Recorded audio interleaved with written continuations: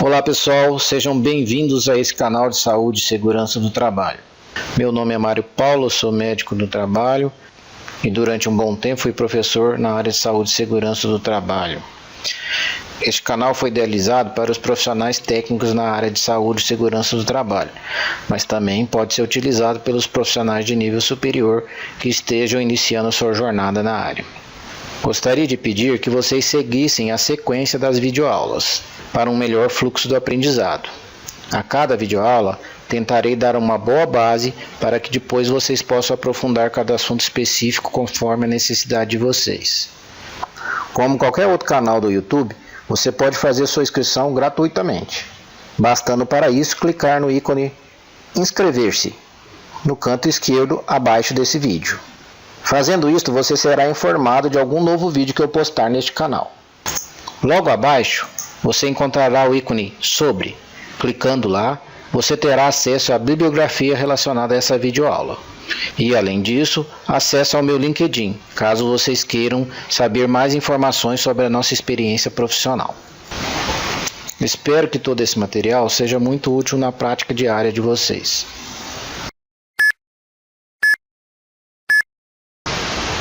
Muito bem, pessoal, nessa segunda parte sobre o risco físico ruído, nós aprofundaremos as ações do ruído no organismo do trabalhador, como ele agride, como ele age adoecendo o trabalhador. Em especial, a PAIRO, perda auditiva induzida por ruído ocupacional, que é o principal efeito do ruído no trabalhador. Para a gente entender o que é a perda auditiva induzida por ruído ocupacional, a gente precisa saber alguns conceitos. Primeiro, o conceito de perda auditiva, que também é sinônimo de surdez. A perda auditiva, ela pode ser parcial, o indivíduo ficar parcialmente com déficit de audição, ou pode ser total, o indivíduo ficar totalmente sem audição. Do mesmo jeito a surdez, então é a mesma coisa, surdez parcial ou surdez total. O termo hipoacusia, que frequentemente vocês vão ouvir falar, hipo quer dizer baixa. Então, por exemplo, hipotensão, pressão baixa. Então, hipoacusia é baixa capacidade de audição, tá? Então, quando o indivíduo tem uma surdez parcial, ele tem uma hipoacusia. E quando ele tem uma surdez total, ele tem uma anacusia. Nós vamos falar esses dois termos porque, às vezes, quando vocês lerem em algum lugar, vocês vão saber o que é já. Enfim, nós temos vários tipos e causas de perda auditiva, total e parcial. O ruído é uma das causas de perda auditiva, mas há inúmeras causas. Para a gente entender o que acontece que o ruído faz perder a audição, nós precisamos primeiro entender como a gente escuta. Para a gente entender como a gente escuta, vamos conhecer um pouquinho do aparelho auditivo. O aparelho auditivo, ele tem o ouvido externo, que é do tímpano para fora, o ouvido médio, que fica aqui do caracol até o tímpano, é essa região. E o ouvido interno é do caracol para dentro. Esse caracol chama-se cóclea. Muito bem. O som chega pelo conduto auditivo externo. Chega no tímpano e o tímpano vai vibrar com a onda sonora, na frequência que a onda sonora chega. Esse tímpano vibrando, vibra três ossinhos que estão no ouvido médio. O martelo, a bigorna e o estribo. Esses três ossinhos vão vibrar e esse último ossinho vai vibrar um líquido que tem dentro desse caracol, uma endolinfa que chama. E essa endolinfa vai gerar estímulos elétricos com essa vibração, que vai através do nervo acústico, que é o nervo que sai do ouvido, até o cérebro, onde o ruído, o som é interpretado. Então, o ouvido é composto de três partes: o ouvido externo, até o tímpano, o ouvido médio até o caracol, e do caracol e o nervo é o ouvido interno.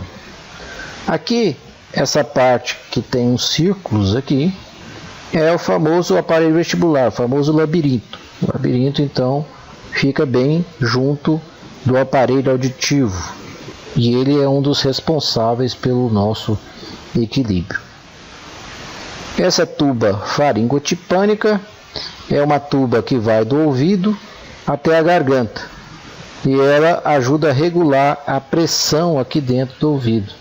É por isso que às vezes quando a gente está subindo uma serra ou descendo uma serra, a gente tem que engolir ou mastigar ou mexer a boca para que o ar entre aqui e regule a pressão de dentro do ouvido e pare de dar aquela sensação desconfortável de que o ouvido está tampado. Então, através dessa tuba é que a gente faz essa regulagem da pressão aqui dentro do ouvido médio. Muito bem, vamos ver isso. Aqui temos um filme que mostra o funcionamento então do aparelho auditivo. As ondas sonoras chegam, vibram o tímpano, que vibra o martelo, que vibra a bigorna e que vibra o estribo.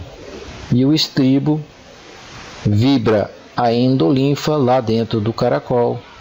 Essa vibração gera impulsos elétricos que saem pelo nervo acústico e vão até o cérebro para o cérebro interpretar esses sons.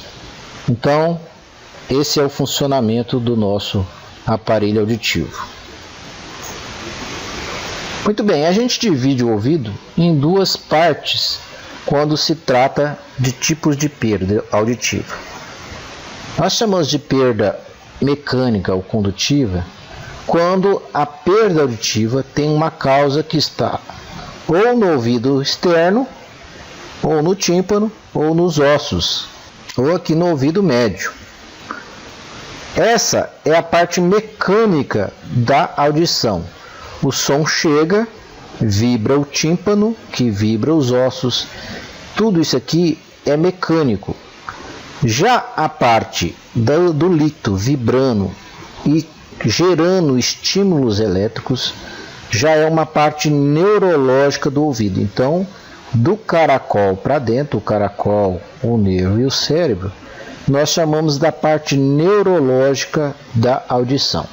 Então, a parte mecânica ou condutiva é do conduto auditivo, o tímpano, os ossinhos e o ouvido médio. E a parte neurológica, então, é do caracol, o nervo acústico e o cérebro. Isso é muito importante a gente entender, porque vocês vão ver que toda causa de perda auditiva que for neurológica tem pouco que se fazer, quase nada para se fazer em termos de tratamento.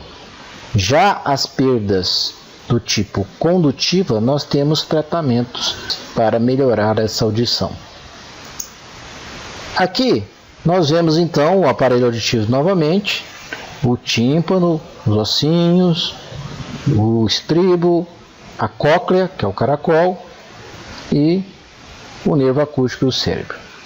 Vejam bem, quando a gente olha esse conduto auditivo, a gente vê isso aqui. Quando a gente põe aquele aparelhinho, a gente vê o tímpano lá no fundo, que é essa membrana brilhante, e aqui está o conduto. Nós podemos ter várias causas de perda auditiva, desde o conduto até lá no cérebro. Vamos começar a ver as perdas que são na sua parte mecânica ou condutiva, ou seja, nós podemos ter uma diminuição da audição por problemas aqui no canal, por problemas nos tímpanos, nos ossinhos, enfim, tudo que ocorrer do ouvido médio para fora é mecânica, condutiva. Então vejamos, aqui nós temos então o tímpano visto no conduto auditivo externo. Se a gente tiver o surgimento de uma rolha de cera, né, a cera é normal do nosso ouvido, mas algumas pessoas produzem um pouco mais e pode acumular essa cera pode tampar o canal externo do ouvido, como está ocorrendo nesse caso aqui. Então a onda sonora que vem, chega aqui, ela é atenuada, ela reduz a sua potência ao passar por essa cera. Então dá a sensação de baixa audição, porque a onda chega com menos potência para vibrar o tímpano. Essa é uma das causas de perda de audição, problemas no conduto auditivo externo. Aqui eu gostaria de ressalvar que a cera ela é boa para o ouvido. Você não deve retirar a cera do seu ouvido, não deve orientar os trabalhadores a tirar a cera do ouvido. A cera ela protege o ouvido. A cera contém substâncias que matam micróbios, bactérias, vírus, fungos, e ela protege o ouvido. Eu gosto muito de comparar a cera do ouvido com a cera que protege a pintura do carro. Vocês já repararam que quando você passa a cera na pintura do carro e você joga água, o que acontece? A água não se mistura e escorre totalmente. Ela não fica parada na pintura do carro. Aqui é a mesma coisa. Quando a gente tem a cera por dentro do ouvido, se a água entrar aqui, como ela não mistura com a cera, a água vai sair com facilidade. Isso evita que o ouvido fique úmido. Se você tira a cera, a água fica parada aqui dentro. Essa água parada aqui dentro, umidade aqui dentro, vai favorecer o surgimento de fungos, micose dentro do ouvido. Então, a cera ela é boa para o ouvido. Se a pessoa for limpar, pode limpar só a borda, aqui só a entrada do canal, nunca limpar lá dentro a cera. Nesses casos, quando há uma cera muito excessiva e endurece, forma uma rolha de cera, que a gente chama, aí deve o médico fazer essa limpeza. Mas nunca a pessoa ficar limpando, tirando a cera. Lembre-se, a cera é protetora do ouvido. Aqui você verá uma outra situação onde uma infecção pegou o conduto do ouvido. Essa infecção pode ser por uma bactéria, pode ser pela micose, como eu disse ali, se o indivíduo ficar tirando a cera. E essa infecção inflama, incha o conduto, de modo que o ar tem dificuldade de passar, tal como a gente está vendo aqui. Então o ar não conseguindo passar, não passa a onda sonora. E a onda sonora vai perder força, então, e vai chegar com dificuldade aqui no tímpano e, consequentemente, você vai escutar menos. Então, vocês estão vendo que tem várias causas de perder a audição. Nós vimos a rolha de cera, agora vimos uma inflamação do conduto externo. Vamos ver mais algumas. Vejam, nesse caso, nós estamos vendo uma perfuração no tímpano. Um tímpano normal é assim. A gente olha com aquele aparelhinho e a gente vai ver essa membrana clarinha, transparente, brilhante. Aqui está a ponta do ossinho martelo. Vejam como está essa membrana. Ela está esbranquiçada, opaca e tem uma perfuração nesse tímpano. Essa perfuração diminui a eficiência do tímpano em vibrar quando as ondas sonoras chegam. Compare isso mais ou menos como se fosse um alto-falante furado. Vocês já viram que o alto-falante furado ele não tem eficiência de produzir som. É a mesma coisa aqui. A onda sonora chega, ao vibrar o tímpano, ela perde eficiência porque há uma perfuração no tímpano. Então essa é uma outra maneira de se perder a audição na parte condutiva do ouvido.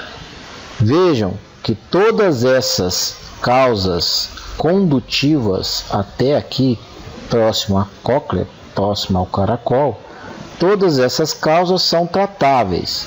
Então vejamos, a da cera, nós podemos ir lá e tirar essa cera, fazer uma lavagem, retirar essa rolha de cera.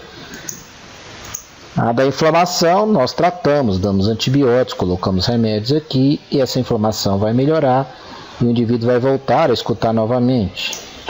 Aqui na perfuração do tímpano, às vezes algumas perfurações cicatrizam sozinhas, outros precisam de uma cirurgia, uma timpanoplastia, onde a gente vai lá e faz um enxerto ou costura, enfim, fecha esse orifício. Vejam que são todas causas com tratamento mais fácil e a pessoa volta a escutar. Outra causa comum de perder a audição são as infecções do ouvido médio, dando pus lá dentro do ouvido médio. E isso pode então causar uma perfuração e o vazamento de pus. Essa é a principal causa de dor no ouvido de crianças mais novas e uma das causas importantes de perda de audição na infância. Então essas infecções de ouvido precisam ser bem tratadas para que não leve a uma perda de audição dessa criança, porque aí pode, conforme a quantidade e a gravidade das infecções nessa região, pode destruir os ossos, destruir o tímpano, enfim, precisam ser bem tratadas.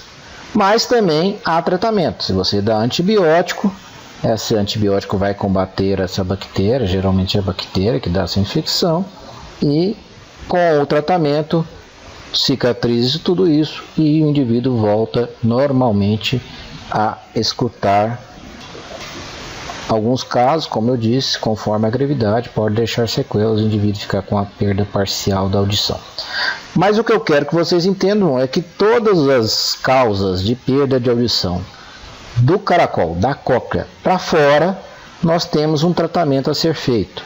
Temos alguma coisa para melhorar a audição desse indivíduo.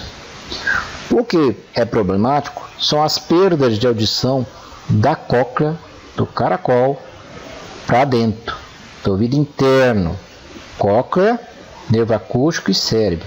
Então essas perdas são neurológicas, ou a gente chama de neurosensorial. Essas perdas neurosensoriais, elas não têm um tratamento fácil ou nenhum tratamento para ser feito. Então tá aqui.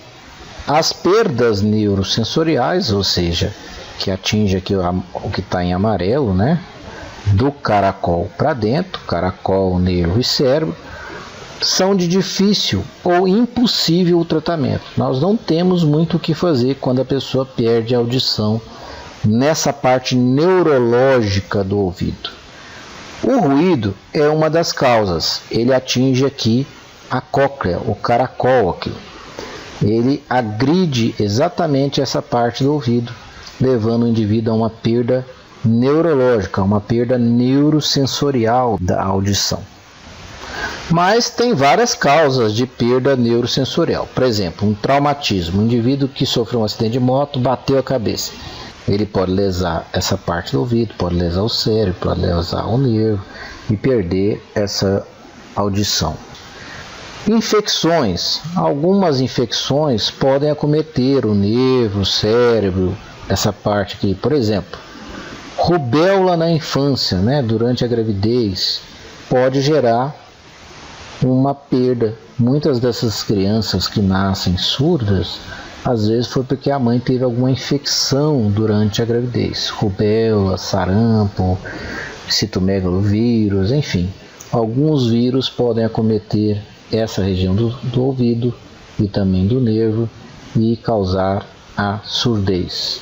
Alguns medicamentos, algumas drogas também afetam essa parte neurológica da audição. Por exemplo, os antibióticos aminoglicosídeos. Algumas substâncias químicas podem afetar aqui também. Então, por exemplo, pode ser do trabalho ou não. No trabalho nós temos como exemplo solventes aromáticos tipo tolueno, xileno. Temos alguns metais pesados tipo cádmio, chumbo, mercúrio, que também podem levar a surdez. Enfim, são várias substâncias químicas também que podem afetar a audição do indivíduo na parte neurológica. Algumas doenças também, como diabetes, doenças reumáticas, pressão alta, tumores, neoplasias são tumores. Então, um tumor que é muito conhecido é um tumor que dá nesse nervo aqui, o nervo acústico, né? O chamado neurinômado acústico. O indivíduo tem um tumor nesse nervo, é um tumor benigno, mas que você precisa retirar pela localização dele. Quando você retira esse tumor, apesar de ser benigno, você corta o nervo e o indivíduo fica surdo desse lado onde teve o tumor. Causas hereditárias, né, de família, causas congênitas, como eu disse, da rubéola, causas vasculares, por exemplo, o indivíduo sofre um derrame, uma isquemia, ou seja, uma falta de circulação nessa região, isso pode levar o indivíduo a ficar surdo, né? Doenças do sangue também podem levar ao entupimento da circulação aqui, o indivíduo ficar surdo. Enfim, são várias as causas de indivíduo perder a audição do tipo neurosensorial. E não importa qual seja a causa, quando atinge a parte neurológica da audição, ou seja, quando a perda é neurosensorial, atingindo a cóclea, ou o nervo acústico, ou o cérebro, são na maioria das vezes irreversíveis, ou seja, não tem muito o que fazer em termos de tratamento. E o ruído está nessa. Então esse é o grande problema do ruído no ambiente de trabalho, porque se o indivíduo perder a audição pelo ruído, como ela é uma perda neurosensorial, nós não temos muito o que fazer em termos de tratamento. Vamos entender então o que acontece com o ruído lá na cóclea. O ruído ele atinge exatamente então a cóclea, onde estão células, essas células aqui ciliadas. Essas células ciliadas, elas vibram com o ossinho que está aqui, que é o estribo, ele vibra um líquido que está aqui dentro, que é a endolinfa. Essa endolinfa vibra esses cílios, esses pelinhos, que essas células nervosas que estão aqui dentro do caracol, da cóclea. E essa vibração desses cílios geram estímulos elétricos, impulsos elétricos através desses nervinhos que vão formar o nervo acústico, aquele que vai lá para o cérebro. E é exatamente aqui que o ruído agride. O ruído vai agredindo esses pelinhos, esses cílios dessas células. A vibração excessiva pela intensidade da onda sonora, ou seja, pelos decibéis muito elevados, vão agredindo esses cílios e as células vão perdendo esses cílios, vão ficando meio carecas. E com isso a audição deixa de ocorrer. E essa perda desses cílios é irreversível, não tem o que fazer. O que perdeu, perdeu. E aqui nós temos um detalhe da cóclea, lá do caracol. Então, aqui fica o estribo, o ossinho, e ele então vibra o líquido que está aqui dentro. E aqui dentro então tem aquelas células ciliadas em toda a cóclea, até aqui.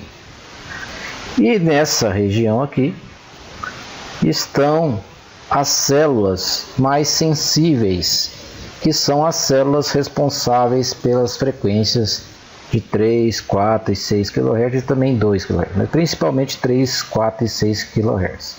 E essas células então são mais sensíveis ao ruído intenso.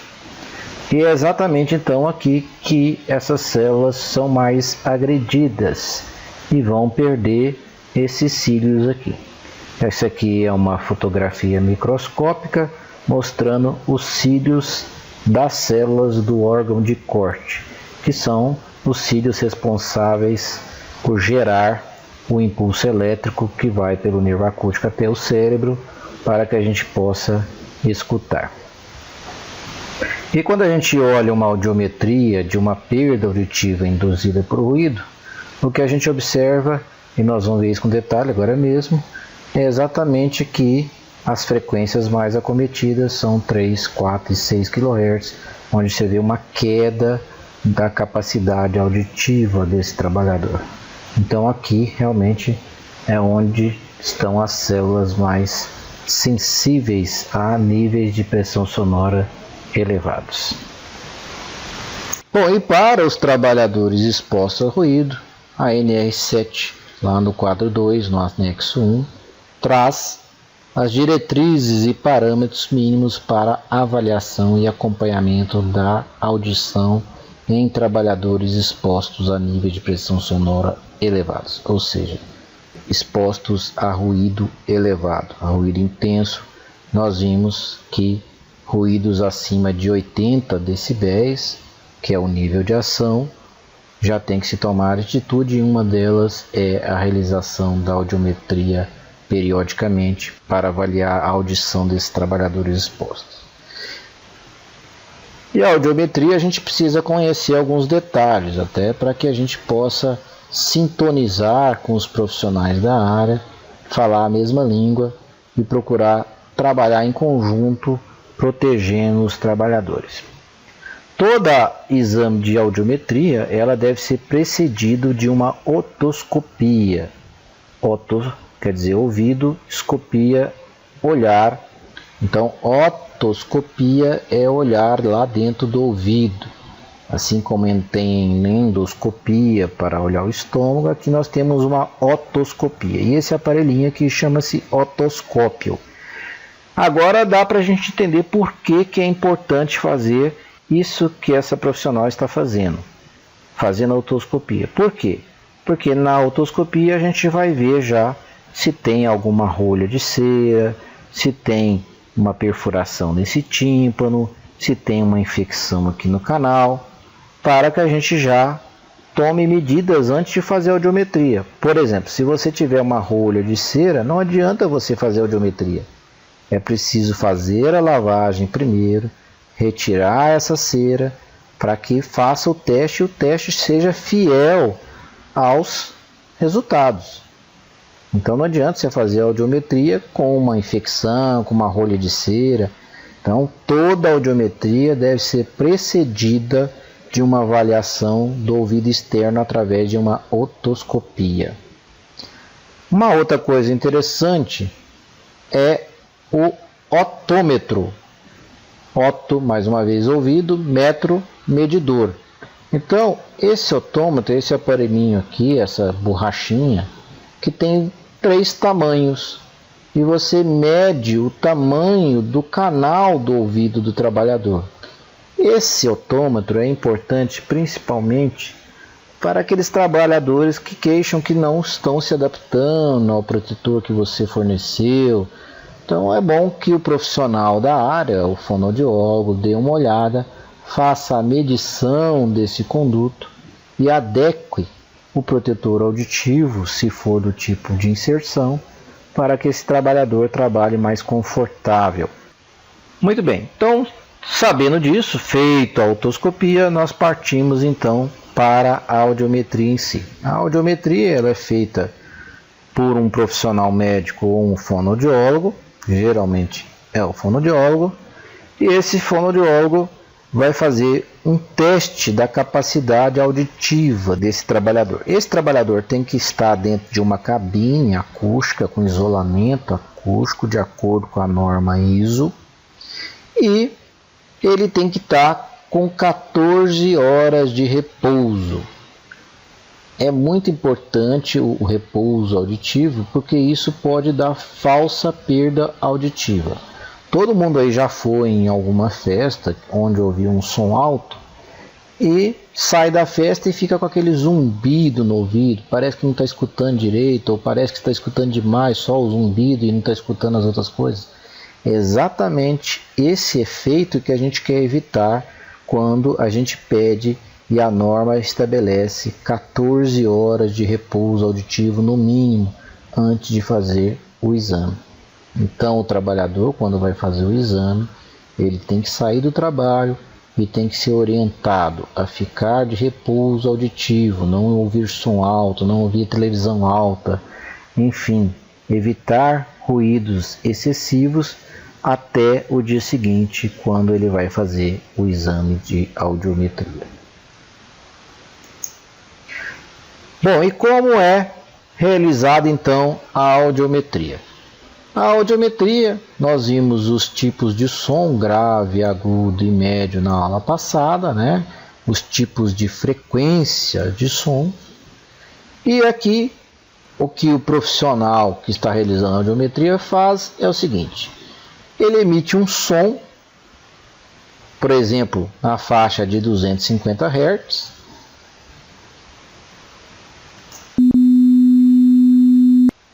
vê se a pessoa escutou.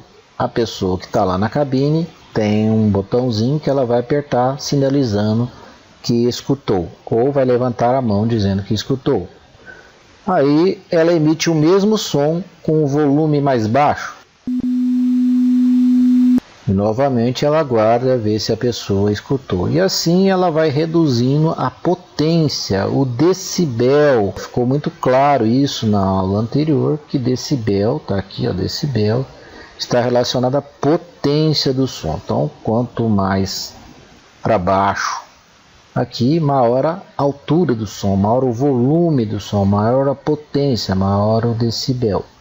Então ela começa primeiro com uma potência mais alta, vai reduzindo e diminuindo o volume do som até marcar onde a pessoa escutou o som de maneira mais baixa. Então ela faz isso com um som de 250 Hz, ela faz isso com um som de 3.000 Hz, ela faz isso com um som de 6.000 Hz, enfim, sempre começando num volume mais alto e vai reduzindo até o último ponto onde você escutou.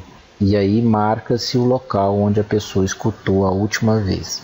E com isso vai se construindo um gráfico da capacidade auditiva do trabalhador nas suas várias frequências de som, que são 8 frequências estabelecidas pela norma. Então 250 Hz, 500 Hz, 1000 Hz ou 1 kHz, 2 kHz ou 2000 Hz e assim por diante, 3 kHz, 4 kHz, 6 kHz e 8 kHz.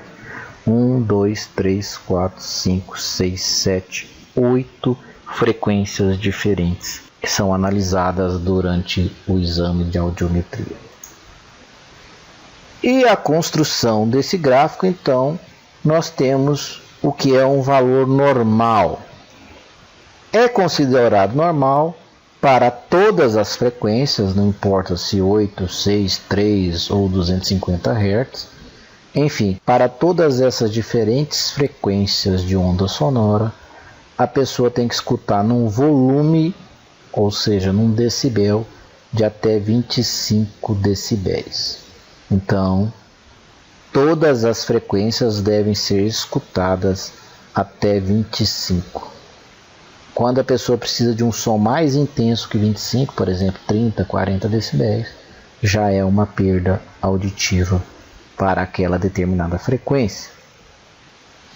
E de 25 a 40 é considerada uma perda leve, de 40 a 70 uma perda moderada, de 70 a 90 decibéis uma perda severa e de 90 para cima uma perda profunda. Então, quanto mais baixo está no gráfico, o pontinho, a marcação, significa que maior volume que teve que ser emitido para esse indivíduo escutar. Então, o normal é até 25 decibéis de volume para todas as frequências. Bom, então, quando o indivíduo faz audiometria e está tudo acima dos 25, ou seja, com volume abaixo dos 25, né, é decrescente, então daqui para cima vai diminuindo o som. Então, quando o indivíduo escuta até 25 decibéis, é tudo normal. Agora, quando alguma dessas frequências está alterada, a gente precisa aprofundar o exame. O que eu quero que vocês entendam é o seguinte: quando você emite o som pelo fone, ele está indo via ar, ou seja, via aérea. O som vai caminhando pelo ar através do conduto, chega aqui no tímpano, esse som, essa onda sonora vibra o tímpano, que vibra o ossinho e assim por diante. Vejam, se o indivíduo via som, via audiometria normal, está escutando bem, significa que todo o ouvido dele está normal, porque a onda sonora veio, vibrou o tímpano, que vibrou os ossinhos, que vibrou o líquido, que vibrou aqueles cílios que nós vimos, que emitiu o impulso elétrico, passou pelo nervo, foi lá no cérebro, e o cérebro interpretou o som. Portanto, se o indivíduo está escutando na via aérea através do fone, se ele está escutando normalmente, significa que todo o aparelho auditivo dele está normal. Agora, Quando ele não está escutando bem, a gente precisa fazer um outro teste para descobrir onde está a causa dessa perda de audição. Será que ela é do tipo condutiva, que tem algum tratamento? Ou será que ela é do tipo neurosensorial, que não tem o que fazer? Se ela for por ruído, ela vai ser do tipo neurosensorial. Como é que a gente vai saber se ela é neurosensorial ou se ela é condutiva? Então, se a audiometria via aérea está normal, a integridade de todo o aparelho auditivo. Agora, se a via aérea está alterada, temos que fazer a via óssea para identificarmos se a perda é do tipo condutiva, ou seja, naquela parte mecânica do ouvido, ou se ela é neurosensorial, ou seja, da cóclea, do caracol, para lá. Como é que isso é feito? Isso é feito através de um pequeno vibrador que é colocado atrás do ouvido do indivíduo, nesse osso que fica bem atrás do ouvido, que se chama mastoide.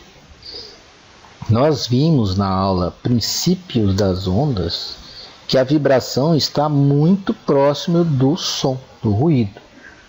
Se vocês não viram essa aula, mais uma vez, sempre importante ver essa aula antes de ver a aula de ruído. Então, lá a gente mostrou quanto a vibração está muito próxima do som.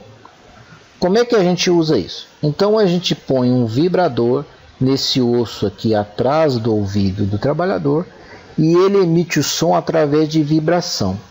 O som através do osso, ele vai direto para o caracol e do caracol para o nervo e para o cérebro. Ele não usa nem o tímpano nem os ossinhos. Enfim, toda essa parte condutiva, mecânica do ouvido não é usada. Enfim, o som não passa pelo conduto, não passa pelo tímpano, não passa pelos ossinhos. Ele vai direto aqui no caracol, na cóclea. E aí a gente vai testar como é que está essa cóclea e daqui em diante. Então aqui está a audiometria via óssea. Essa aqui é a audiometria normal, via aérea, emitindo o som pelo fone. E aqui dá para você ver o vibrador. Esse vibrador, aqui já posicionado para fazer o exame, ele é colocado nesse osso que se chama mastoide, que fica atrás do ouvido. E ele emite o som, então, através do osso. O som passa através do osso e vai direto para a cóclea.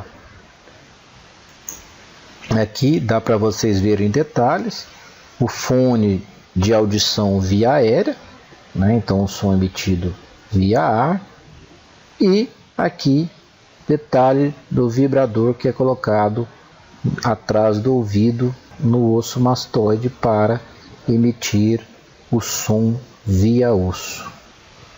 Muito bem, então é preciso ficar claro como que a gente descobre se o indivíduo está surdo da parte condutiva, ou seja, do conduto, do tímpano e do ouvido médio, ou se é na parte neurológica.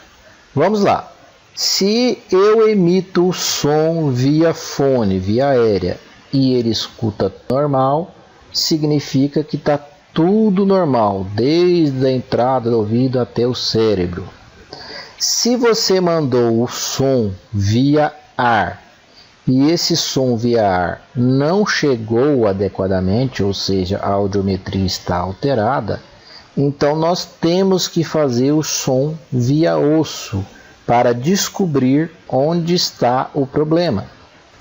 Se a gente mandou o som via ar e o indivíduo não está escutando direito, e mandamos o som via osso e ele chega aqui na cóclea, vai para o nervo e vai para o cérebro. Se esse som via osso o indivíduo está escutando normal, então o problema está ou no osso, ou no tímpano, ou no canal. Quero que isso fique bem claro. Mais uma vez, se o som está chegando pelo conduto e o indivíduo não está escutando normal, nós vamos fazer a via óssea para ver onde está o problema. Se eu mando o som via osso, que vai direto para cá, e o indivíduo escuta normal, significa que o problema está ou nos ossinhos, ou no tímpano, ou no canal. Agora, se ele não está escutando via ar e não está escutando via osso, significa que o problema está aqui, porque nós mandamos o som direto para cá, ou está aqui no caracol, ou está no nervo, ou está no cérebro. Então, esse exame via óssea é que vai dizer para a gente se a perda auditiva é do tipo mecânica, do tipo condutiva, que a gente fala, ou se ela é do tipo neurológica ou neurosensorial. Então, todo indivíduo que tem perda no exame via aérea tem que fazer o via osso para descobrir se o problema está na parte neurológica da audição ou na parte mecânica, ou seja, ou é uma perda condutiva ou é uma perda neurosensorial. E nós vimos que o ruído é uma perda do tipo neurosensorial, porque atinge a cóclea, o caracol. Então, na perda por ruído, se a gente mandar o som via ar, o indivíduo não vai escutar. Se a gente mandar via osso, também não vai escutar, porque o som via osso vai chegar aqui no caracol. Não é aqui que está o problema causado pelo ruído? Então, ele também não vai escutar o som via osso. Então, a gente caracteriza que é uma perda neurosensorial, ou seja, tanto via ar quanto via osso, não está escutando. Então, o problema está na parte neurológica da audição. Muito bem, e na audiometria nós temos os símbolos internacionais de marcação. Esses símbolos em qualquer lugar do mundo são os mesmos e são os adotados pela ANR. O ouvido direito é marcado com uma bolinha vermelha, onde o indivíduo escutou. Nós vimos lá que o profissional que está realizando a audiometria começa com o volume do som mais alto, vai reduzindo gradativamente e vai marcar onde o indivíduo escutou mais baixo. Por exemplo, se ele escutou com o volume de 10 decibéis, foi o volume mais baixo que ele escutou, então marca-se no 10. E assim vai e faz com as várias frequências. O lado direito, então, é marcado com uma bolinha vermelha, e aí depois você liga essas bolinhas criando esse gráfico. O lado esquerdo é marcado com um X azul. Isso em qualquer lugar do mundo é assim, um X azul. São símbolos internacionais. E a via óssea, ela é marcada com esse sinal semelhante a menor do lado do ouvido direito e sinal semelhante a maior do lado esquerdo do ouvido. Então, esses são os símbolos internacionais para marcar a audiometria. Muito bem, então vamos lá, vamos ver se a gente entendeu bem essa questão da perda condutiva.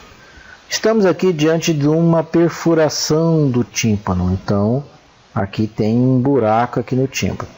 Se eu mando o som via ar, e essa bolinha é do som via ar, a gente não está escutando direito. Vejam que houve uma queda, está acima de 25, então o indivíduo está tendo que aumentar o som para ele escutar.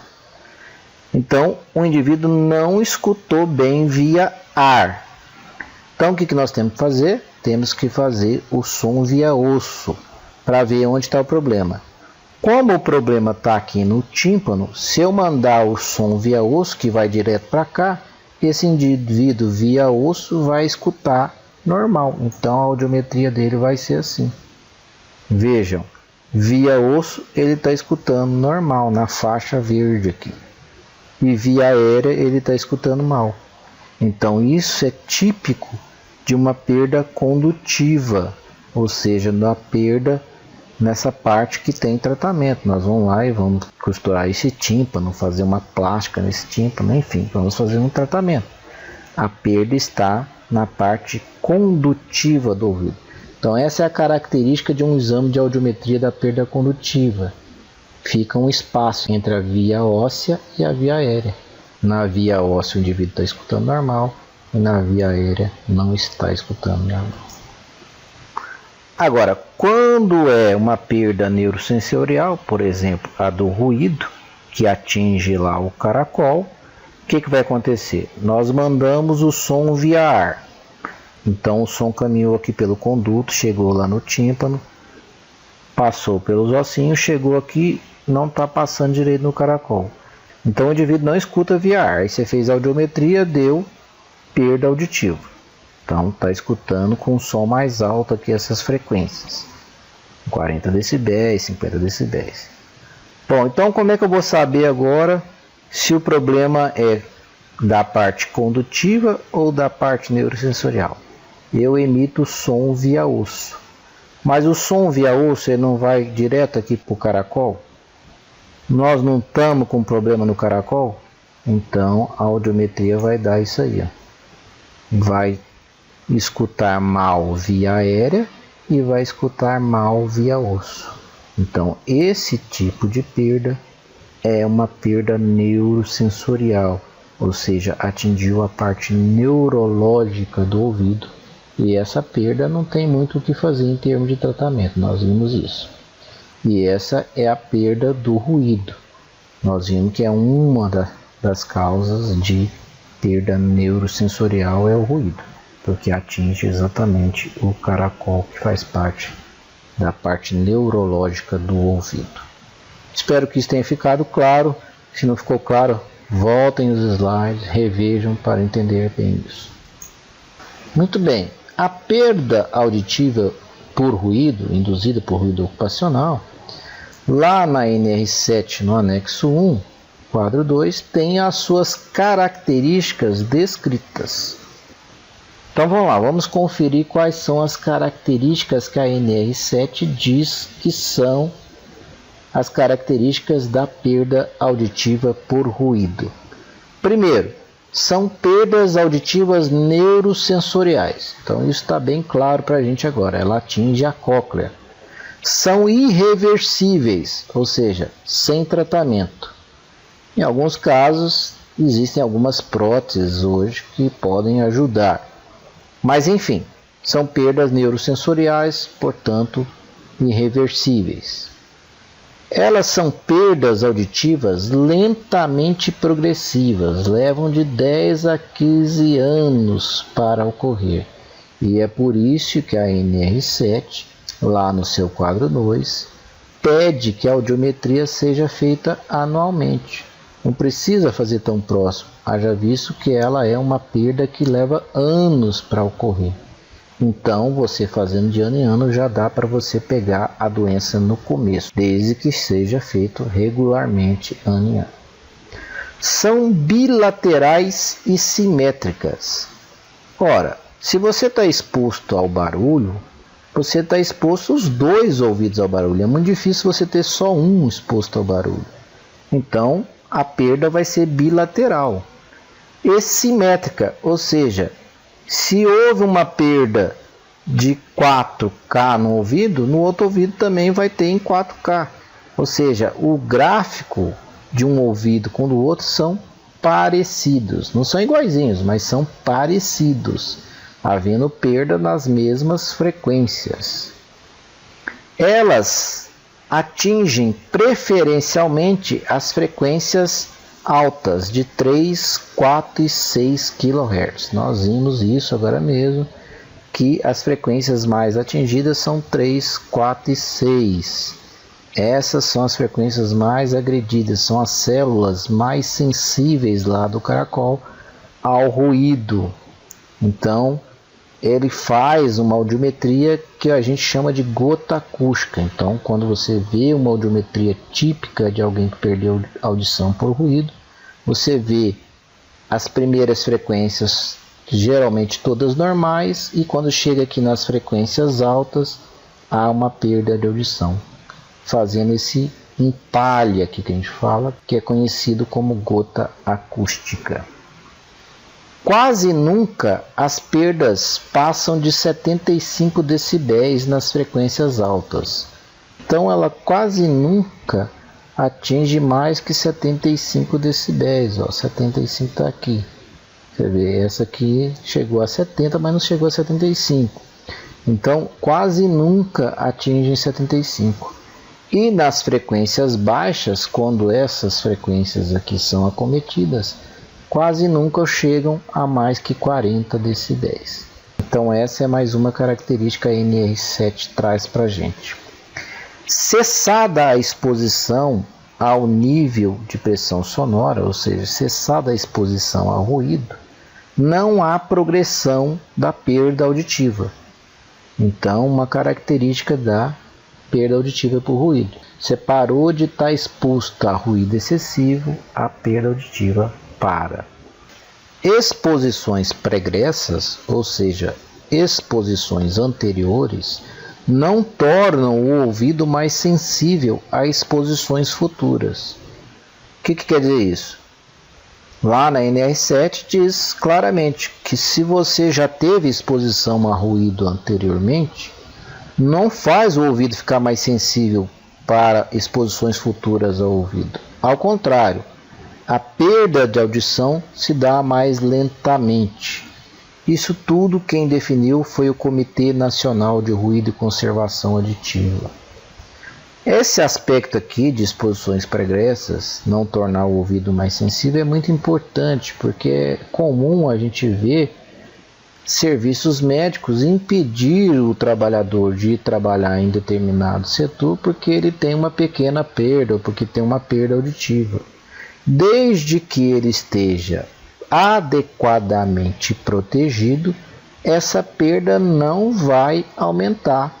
Então, uma perda anterior não vai tornar o ouvido mais sensível. Quer dizer, o indivíduo não vai perder porque ele já tinha uma perda. Pelo contrário, está escrito aqui, ao contrário, a progressão da perda se dá mais lentamente.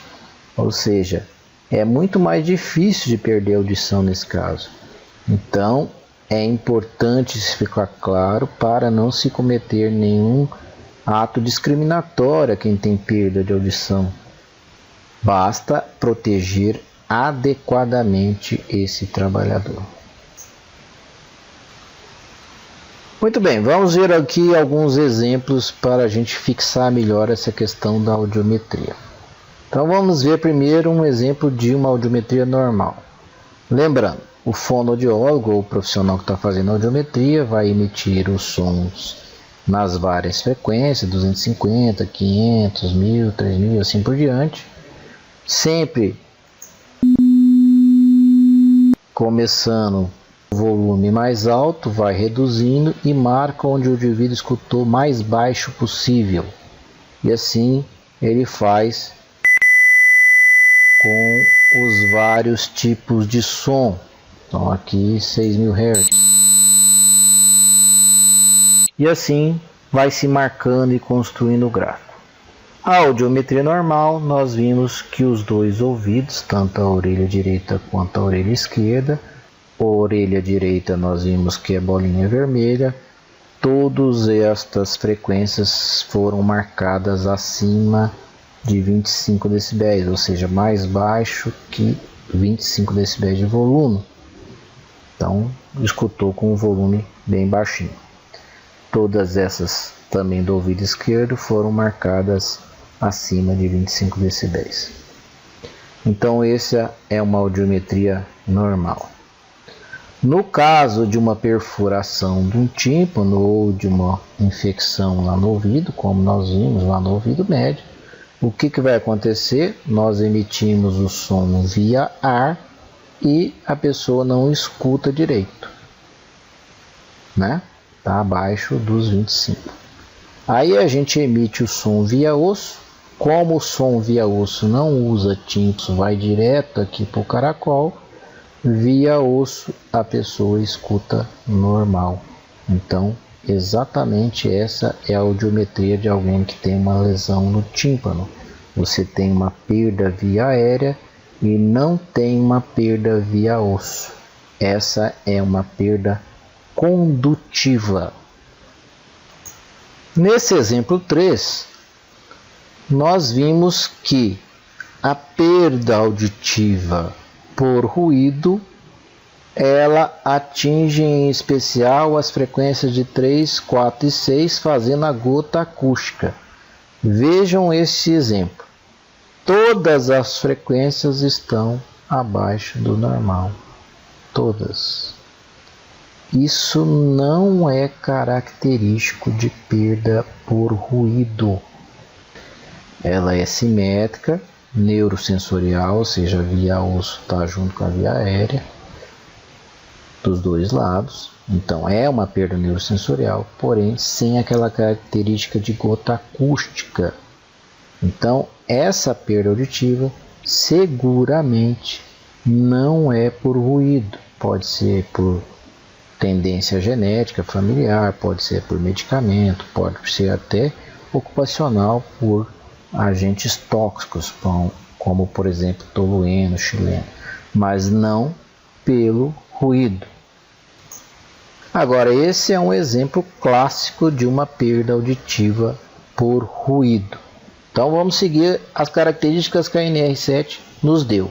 São perdas auditivas neurosensoriais, então tanto faz via ar quanto via osso, a pessoa não escuta. Manda o som via ar, ela não escuta. Manda o som via osso, como está lá no caracol o problema, não escuta também. Então a perda neurosensorial via óssea, escutando tão mal quanto via aérea. São bilaterais simétricas, então tem perda dos dois lados, tanto do ouvido esquerdo quanto do ouvido direito. Simétrica, eu disse para vocês que as perdas são parecidas, vejam, não estão iguaizinhas, mas são bem parecidas. Atingiu, por exemplo, mais a frequência de 4K, aqui também atingiu mais frequência de 4K. Vejam que aqui nós botamos um detalhe também, a data do exame e a calibração do audiômetro. Isso é uma coisa que precisa ser vista. Esse exame foi feito em 2012 e a calibração foi feita em 2011. É sempre importante que o aparelho de audiometria esteja com a calibração em dia, uma revisão anual. E aqui o repouso de 14 horas, que nós vimos o quanto é importante. Muito bem, e a NR7 diz que a perda auditiva por ruído atinge preferencialmente as frequências de 3, 4 e 6 kHz. Exatamente o que está acontecendo aqui. As frequências de 3, 4 e 6 kHz são as acometidas neste paciente. Muito bem, vamos seguir com as características da Pyro de acordo com a NR7. Lá diz o seguinte, que são perdas auditivas lentamente progressivas, demorando de 10 a 15 anos a sua evolução. Nós pegamos um exemplo aqui de um trabalhador que a gente acompanha. Vejam bem, esse indivíduo começou a fazer audiometria conosco em 1998. Vejam, em 1998, nas frequências que o ruído acomete mais, quais são? 3, 4 e 6. Em 3 ele escutava em 35, em 4 ele escutava em 40, em 6 ele escutava em 50. Agora vejam bem, em 2006 esse trabalhador passou o 3 de 35 para 50, o 4 passou de 40 para 55 e o 50 passou para 60. Vejam, houve uma piora do ouvido dele. Mas olham quantos anos se passaram. Foram 8 anos de evolução. Então o que eu gostaria que vocês entendessem nesse slide, primeiro o seguinte, a perda auditiva é lenta, ela evolui muito devagar, a perda auditiva por ruído. Então aquela história de alguém que entrou numa empresa e saiu um ano depois e já estava com problema auditivo, isso não acontece por ruído. Se houve uma perda, não foi pelo ruído da empresa. Pode ter sido outro motivo, pode ter sido até ocupacional, mas não por ruído. Então não é característico da perda induzida por ruído uma perda rápida. A perda leva anos. Então esse trabalhador aqui, depois de 8 anos trabalhando na indústria de alto risco para ruído, evoluiu com uma piora, mas foi bastante lenta. Outro detalhe que eu quero que vocês vejam nesse slide é a importância de você ter um software para segmento da evolução dessas audiometrias. Como a perda auditiva leva tempo para evoluir, é muito importante que você tenha um software que faça esse acompanhamento para você ver a evolução da audiometria do trabalhador. Vejam que se você pegar o primeiro exame que ele fez lá, o primeiro exame, ele já estava com a audiometria alterada. Se você pegar o último exame e ver só o resultado final, vai estar escrito lá, alterada. E aí, de alterada para alterada, não houve mudança? Houve. Ele teve uma piora em relação ao primeiro exame. As duas audiometrias estão alteradas, só que essa está pior. Isso aqui é caso até de emissão de CAT, porque a NR7 no quadro 2 diz o seguinte, que se houver piora nas frequências 3, 4 e 6, mais do que 10 decibéis em todas elas, ou mais do que 15 em uma delas, é caso de desencadeamento ou agravamento da PAIRO, e é caso de emissão de CAT. Então vejam bem, essa frequência aqui passou de 40 para 55, então aumentou 15, é caso de agravamento e é caso de emissão de CAT. Então até aqui o software já botou, ó. Em 2006 ele fez o exame em junho, tinha ocorrido um agravamento, o software já analisou isso, tinha um agravamento na frequência de 4K, aumentou 15, e aí nós repetimos o exame para confirmar, alguns dias depois, e manteve-se o nível. Então realmente houve um agravamento. Então nesse caso aqui tem que se emitir a CAT, confirmando uma perda auditiva induzida por ruído. E nós temos que modificar as condições ambientais e a proteção mais adequada desse trabalhador. Muito bem. E isso é fazer então o programa de conservação auditiva. O programa de conservação auditiva nada mais é do que a fusão do PCMSO e do PPRA relativo ao ruído, ou seja, um programa que acompanha a evolução médica do trabalhador, ou seja, a evolução da audiometria do trabalhador, associado às mudanças ambientais, ao PPRA, para reduzir o risco relativo ao ruído. Então, gente, é muito importante ter um software de acompanhamento disso. É muito importante que, de preferência, seja sempre o mesmo profissional realizando o exame, para que você possa tirar alguma dúvida, rever, refazer algum exame, para que você tenha um verdadeiro acompanhamento da capacidade auditiva desses trabalhadores e saiba como preservar a saúde desse trabalhador. Muito bem, além disso, lá na NR7 diz o seguinte, que quase nunca ultrapassam 75 decibéis. Vejamos esse trabalhador.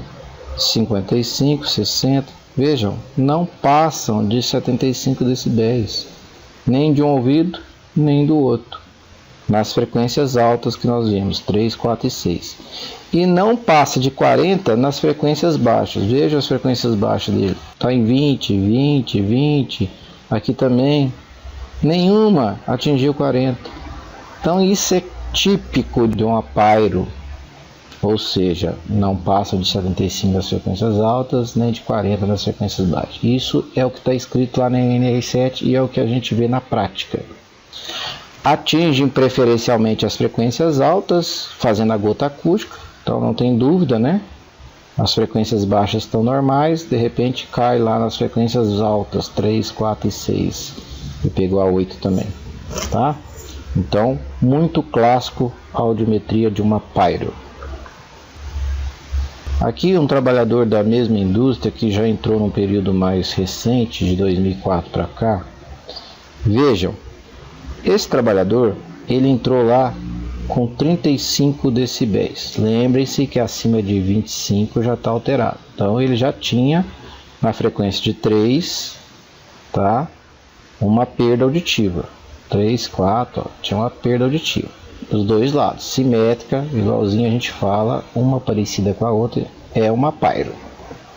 Vejam 8 anos depois, em 2012, esse trabalhador passou de 35 para 45, de 35 para 40 e de 35 para 30. Ó, então aqui em 6K reduziu, em 4K, se variou só 5, é apenas variação, não houve pior, isso é só uma variação de exame. E aqui de 35 para 45, 10. Então esse caso aqui nem é considerado agravamento, porque tem que aumentar 10 nas 3 ou 15 em uma. Nenhuma delas aumentou 15. Então até o software botou aqui estável. A mesma coisa do outro lado. Ele entrou com 20 aqui, continua com 20. Ele entrou com 40 aqui e está com 45 aqui. Mais uma vez só variação de exame. Ele estava com 45 aqui, 50 aqui, só variação de exame. Portanto, vejam, são 8 anos de evolução. Em 8 anos de evolução, esse indivíduo está estável. Ele começou na empresa com perda auditiva, está exposto a ruído, porém protegido, e não piorou.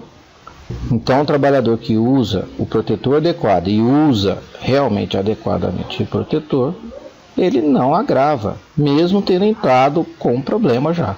Então é aquela história. Exposições pregressas não tornam o ouvido mais sensível a exposições futuras. Ao contrário, a progressão se dá mais lentamente. Então é aquele caso que eu falei de não se discriminar quem já tem uma perda. Se o trabalhador está bem protegido, ele pode ficar anos a fio em alto ruído, essa empresa tem alto ruído, sem agravamento. Basta haver proteção adequada. Essa empresa é uma metalurgia com um nível de ruído muito alto. Cessada a exposição ao nível elevado de pressão sonora, não há progressão. Então, se esse trabalhador sair dessa empresa e for trabalhar em outra coisa que não tem ruído, ele não estando exposto, também não vai evoluir a piora da audição dele. Então, proteger o trabalhador, tentar diminuir o nível de ruído, não discriminar o trabalhador que já tem uma perda, porque não piora desde que adequadamente protegido. Nesse exemplo 7, nós queremos mostrar que aparentemente é uma perda neurosensorial, veja, a via óssea está junto à aérea, só que as perdas estão atingindo 110 decibéis, 100 decibéis, até mais. Quando tem essa setinha aqui, significa que está pior do que 110. E o aparelho nem detecta. Aí dá essa letra A de ausência de resposta. Isso aqui não é perda auditiva por ruído. O ruído não dá essa gravidade de perda. A pessoa perde geralmente no máximo até 75 decibéis. Não tem perdas grandes como essa. Inclusive nas frequências baixas nós vimos que vai só até 40. Olha aqui, o 1K dele foi a 70. Então essa não é uma perda auditiva por ruído. Aqui um outro exemplo, vejam, via aérea toda comprometida, desde as frequências baixas até as frequências altas, sendo que a via óssea está normal, veja, até 25 é normal, então a via óssea está normal e a via aérea está ruim. Com certeza uma perda auditiva condutiva, o problema ou está no tímpano ou está no ouvido médio e atingiu todas as frequências. Essa perda geralmente tem tratamento, esse indivíduo deve caminhar para uma cirurgia para melhorar essa capacidade auditiva dele. Muito bem, uma coisa que eu gostaria de enfatizar, e que fique bem claro, é que a voz humana, a região que a gente escuta a voz, ela está na faixa de 500 Hz até 2000, 3000 Hz. E onde que o ruído perde mais a audição? Em 3, 4 e 6. Então está aqui. O que acontece? Essa perda do ruído, ela não pega a região da voz humana inicialmente. Então o indivíduo acha que está escutando normal. Isso é um erro frequente dos trabalhadores. Você fala para ele, olha, você está perdendo a audição. Que é isso, doutor? Estou escutando normal, estou escutando o senhor. Por quê? Porque ele está escutando a voz normalmente. O problema é que à medida que essa perda vai aumentando, aí ela começa a descer aqui também. E aí começa a atingir a voz humana. Então é preciso explicar isso para o trabalhador, que inicialmente a voz humana ele vai escutar normal quando estiver perdendo. Porque aí ele deixa de usar o protetor adequadamente porque ele acha que escuta você normalmente. Então, isso é um erro. O trabalhador está começando a perder, ele escuta a voz normalmente. Ele vai ter dificuldade com certas palavras. Quando a gente faz a audiometria de um indivíduo desse aqui, por exemplo, a letra F e a letra S, elas estão nas frequências agudas. Por exemplo, como é que você pronuncia a letra F? É uma consoante.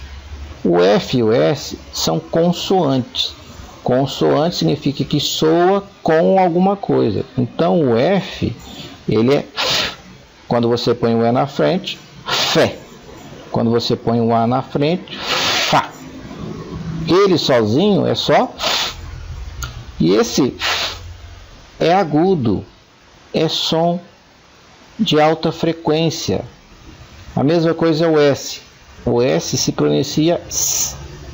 Se você põe o I na frente, Si. Você põe o O na frente, Só. Mas o S sozinho é S. Então, essas consoantes que precisam da vogal para soar, então é Só, Fá. Esse tipo de palavra, Fé, Sé, a pessoa vai ter dificuldade de diferenciar. Então existe um teste na audiometria que chama índice de reconhecimento de fala, onde o profissional que está realizando a audiometria fala alguma dessas palavras e a pessoa se confunde, ela não sabe se falou fé ou se falou sé, exatamente porque o F e o S estão nas frequências onde ele já perdeu. E aí ele vai confundir. Ele não sabe se você falou fé ou se falou sé. Então, lá no teste de audiometria do índice de reconhecimento de fala, esse indivíduo vai ter dificuldade, porque está aqui nas frequências altas onde ele já está perdendo. Mas a voz humana, quando ele põe no contexto geral, você vai falar assim: você foi lá na igreja da Sé? Aí ele vai saber que é Sé porque está num contexto da frase. Ou se você está falando de religião e pergunta para ele: você tem fé? Ele vai saber que é fé, mas é porque está no contexto da frase. Aqui, se você falar isoladamente fé e sé, ele vai misturar, porque são frequências altas para se pronunciar essas letras F e S. Essas duas pronúncias são agudas, são frequências agudas, são frequências altas. E aí então o profissional vai notar realmente que ele está perdendo a audição. Mas o que eu quero que fique claro nesse slide aqui, inicialmente o indivíduo escuta a voz humana normalmente. E não é porque ele está escutando a voz humana normalmente que ele não está perdendo a audição. Ele está perdendo e você tem que orientar isso. O seu trabalhador que está desencadeando uma perda auditiva tem que ser explicado que nessa fase inicial a voz humana ele vai escutar normal, mas isso não significa que ele não está perdendo. Ele tem que tomar cuidado, usar o protetor adequado, porque senão ele vai ter futuramente dificuldade de escutar a voz humana. Muito bem, como nós fizemos com todos os outros riscos nas outras aulas, nós vamos apresentar então aqui agora a lista oficial brasileira das doenças relacionadas com o trabalho. E para o risco ruído está lá quais são as doenças ou disfunções causadas por esse risco. Então está lá perda auditiva que nós vimos, outras percepções auditivas anormais, alteração temporária do limiar auditivo, comprometimento de discriminação. Discriminação é aquilo que eu falei da pessoa ter dificuldade de escutar algumas palavras. Hiperacusia é sensação de o volume muito alto, pressão alta, ruptura do tímpano, quando o trauma acústico for muito grande. Então, por exemplo, um ruído de uma explosão pode levar a um trauma do tímpano. Nesse slide, gostaria de mostrar duas situações que a gente vai encontrar como profissionais da área de SST. A primeira é deficiente auditivo. Por que o profissional de SST precisa saber sobre deficiência auditiva? Face às cotas especiais que existem para deficientes nas empresas.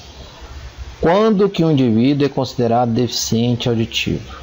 Quando pega a região da voz humana. Então, 500, 1000, 2000 e 3000. Então, o indivíduo que tem uma PAIRO inicial, que está pegando só as frequências altas, não é considerado deficiente. Lembre que eu falei que não atinge a voz humana inicialmente.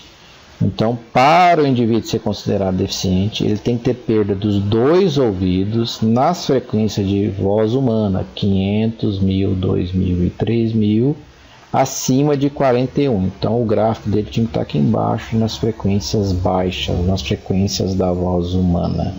Então, isso é considerado deficiente auditivo e tem que ser dos 2 lados. Realmente, o indivíduo tem que ter dificuldade social de ouvir, ou seja, aquele indivíduo que no dia a dia tem dificuldade de ouvir palavras, conversas, etc. Outra situação é o motorista profissional.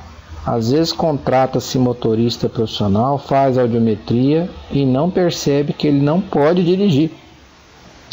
Isso é muito importante a gente saber que profissionais motoristas de caminhão, van, ou seja, categoria acima de C, não podem dirigir se houver perda nas frequências da voz humana. Eles só poderão dirigir categoria A e B e não remunerados, ou seja, não profissionais. Então a resolução 425 do CONTRAN diz o seguinte: que estão proibidas categorias C, D e E para quem tem perda acima de 40 dB, igual lá no deficiente, nas frequências de 500, 1000 e 2000. Então, 500, 1000 e 2000, se tiver atingindo a região da voz humana, está proibido a carteira C, D e E, bem como as outras com atividade remunerada. Então a gente precisa ficar atento, a gente que trabalha muito com motoristas, para ver se esses indivíduos podem realmente dirigir. Muito bem, e aqui, como nós fizemos com todos os riscos, vamos então revisar como que a gente vai fazer o PPIA, como a gente vai fazer o PCMCO e no caso o PCA, Programa de Conservação Auditiva. Quanto ao PPIA, as fontes de ruído nós sabemos, são máquinas, equipamentos, trânsito, etc. Quanto à nocividade, ou seja, o mal que traz à saúde do trabalhador, nós entendemos muito bem já que é a perda auditiva. Mas, associado a isso, nós podemos ter zumbido ou tinnitus, que é o nome científico, tontura. Lembra que nós vimos no início da aula que o labirinto fica bem junto do ouvido? Ele também pode ser acometido pelo excesso de ruído, acaba acometendo também o aparelho vestibular, então deixa o indivíduo às vezes com tonturas.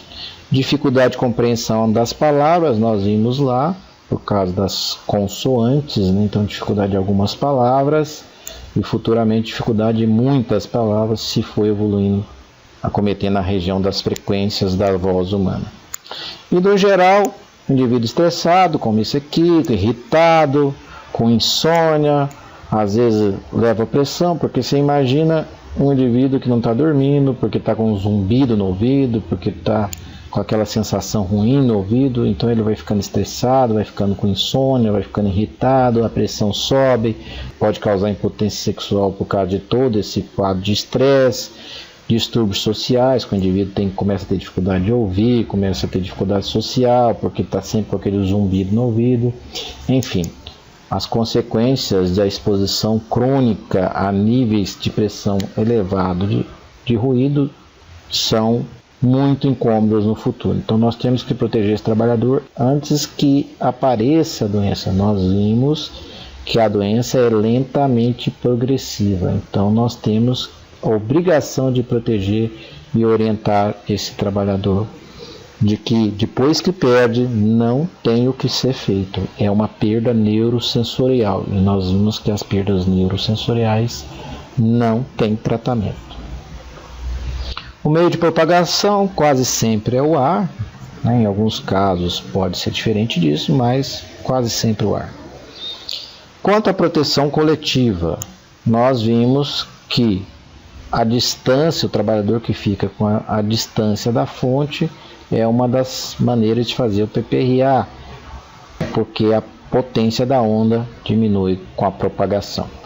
De qualquer modo, aqui nós estamos vendo, por exemplo, um isolamento acústico através de uma cabine acústica, onde lá dentro o motor está fazendo um alto ruído, 95 decibéis, mas todos os trabalhadores estão protegidos porque há um isolamento acústico e o ruído foi reduzido, por exemplo, para 60 decibéis.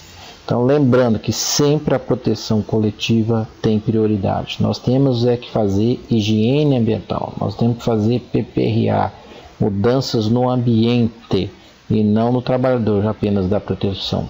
Nós temos que tentar reduzir o risco, reduzir o ruído. Então, proteção coletiva reduz os decibéis para todo o ambiente. Isso é fazer PPRA. Dentro da proteção coletiva, nós podemos mudar lá na fonte algumas coisas. Por exemplo, troca da máquina por uma mais silenciosa. Fazer manutenção preventiva para evitar ruídos, vibrações. Usar artefatos anti-ruído, anti-vibração. Por exemplo, essa máquina aqui foi colocada num pé de borracha, evitando que ela vibre e gere ruído. Afastamento da fonte do local de trabalho, nós vimos isso. Quanto mais longe tiver a fonte, melhor. Então, se você puder, põe a máquina longe dos trabalhadores. Ainda dentro da proteção coletiva, nós vimos a atuação na fonte, agora a atuação na propagação. Então, colocar barreiras para evitar que esse som passe, né, tipo essa cabine acústica. Ou isolar o trabalhador, por exemplo, em alguns casos, o ruído de todo o ambiente de trabalho, você cria uma sala acusticamente protegida para aquele trabalhador que trabalha lá dentro. Então ele fica a maior parte do tempo dentro daquela sala e eventualmente vai lá e dá uma manutenção na máquina, mas naquela sala o ruído é baixo. Então, isolamento acústico. Outras formas de proteção coletiva é sempre estar fazendo um monitoramento, ver se o ruído está reduzindo, ver se agravou o nível de ruído, enfim, monitoramento do nível de pressão sonora. Revezar os trabalhadores, né?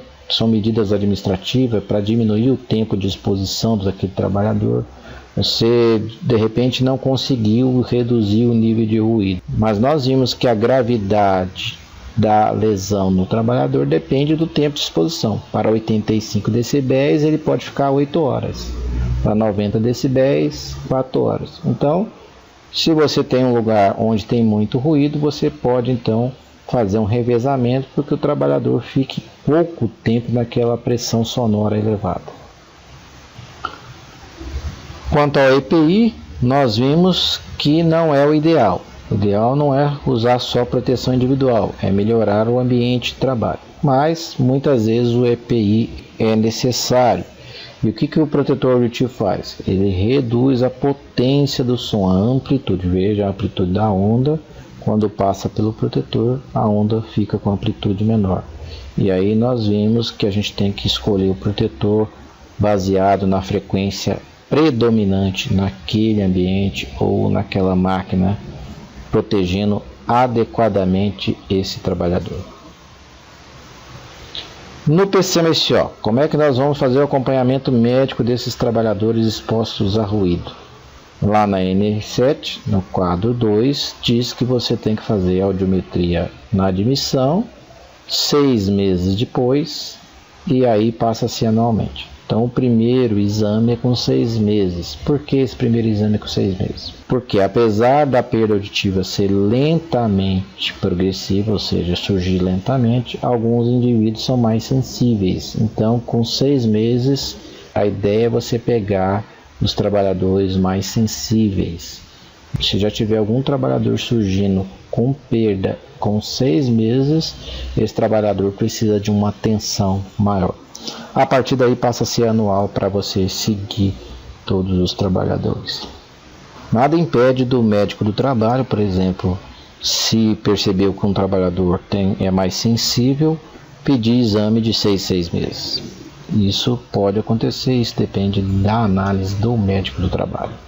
E como o trabalhador pode ter outros problemas relacionados ao ruído, então a gente tem que dar ênfase à avaliação médica em ver se o indivíduo está escutando a voz humana com detalhe, se ele está queixando de zumbido, de tontura, de insônia, se a pressão está elevada, mesmo porque a pressão é elevada por outros motivos. Nós vimos também uma das causas de perda de audição, o estresse, também avaliar outras doenças que dão perda auditiva, tipo diabetes, hipotireoidismo, colesterol, etc. Bom, assim como nós fizemos com os outros riscos, também vamos informar sobre insalubridade, periculosidade, etc. Quanto à insalubridade, nós vimos que a NR15, o anexo 1, que trata de ruído contínuo ou intermitente, e o anexo 2, que trata do ruído de impacto, então lá define que os trabalhadores expostos a ruído acima dos limites de tolerância fazem jus a um adicional na sua remuneração de 20% do salário mínimo, ou seja, um adicional de insalubridade de grau médio. Lembrando que esse adicional poderá deixar de ser pago caso haja a eliminação ou neutralização da insalubridade, ou seja, caso você consiga eliminar o risco, o ruído, ou caso haja neutralização do agente, no caso ruído, através de equipamentos de proteção coletiva ou através de equipamentos de proteção individual. Quanto à NR16, periculosidade, as atividades com ruído não são consideradas perigosas, então não estão inclusas na NR16, portanto não tem direito ao adicional de periculosidade. Quanto à aposentadoria especial, nós já vimos que a aposentadoria especial é aquela aposentadoria com menos tempo de contribuição, quando o trabalhador está exposto a algum agente nocivo. E se vocês tiverem alguma dúvida ainda sobre esses adicionais, sobre a aposentadoria especial, peço que vejam a aula de introdução à legislação trabalhista e introdução aos agentes ambientais. Lá a gente define muito bem todas essas normas legais. Então, quanto à aposentadoria especial frente ao risco ruído, o decreto 3048 no seu anexo 4 traz lá no item 2.0.1 que os trabalhadores que estão expostos a ruído superiores a 85 decibéis, portanto superiores ao limite de tolerância e, portanto, expostos a um risco até 85 decibéis, nós vimos que é apenas um agente, acima de 85 decibéis passa a ser um risco. Esses trabalhadores terão direito, então, a uma aposentadoria especial aos 25 anos de trabalho e contribuição. É preciso lembrar que a legislação prevê a neutralização do agente por EPC-EPI, assim como o adicional de insalubridade, aqui também é observada a neutralização do agente. Portanto, se o trabalhador está exposto ao ruído acima de 85 decibéis, porém esse agente está sendo neutralizado por EPI ou EPC, esse trabalhador não terá direito a aposentar precocemente com 25 anos. Ele irá aposentar como qualquer outro trabalhador aos 35 anos de contribuição. Quanto ao trabalho do menor de idade exposto a ruído, o decreto 6.481 de 2008, que estabelece as proibições para trabalho de menores de 18 anos, está lá definido assim: proibido o trabalho do menor de 18 anos, item 83. Trabalhos com exposição a ruído contínuo ou intermitente acima do nível previsto na legislação pertinente em vigor ou a ruído de impacto, ou seja, está proibido quando o ruído é um risco acima dos limites de tolerância. Então, é proibido o menor de idade expor-se ao risco ruído. O I-Social, que está para entrar em vigor, no mais tardar em 2015, já traz lá a sua tabela de preenchimento de riscos e lá você vai ter que preencher se o trabalhador está exposto a ruído contínuo ou intermitente ou a ruído de impacto. Muito bom, uma aula extensa, mas com muitas informações. Revejam a aula para fixar bem o assunto. Na próxima videoaula falaremos sobre o risco vibrações. Mais uma vez, dentro daquele conceito que é preciso conhecer bem o risco, conhecendo como ele age no trabalhador, como ele adoece esse trabalhador, conhecendo como esse agente é absorvido ou penetra no trabalhador, nós saberemos fazer o PPRA, nós saberemos fazer o PCMSO, enfim, nós saberemos fazer os programas de prevenção em saúde e segurança do trabalho. Muito obrigado, façam críticas, façam sugestões para que possamos melhorar cada vez mais essas videoaulas e levar conhecimento de saúde e segurança do trabalho para todo este Brasil. Muito obrigado.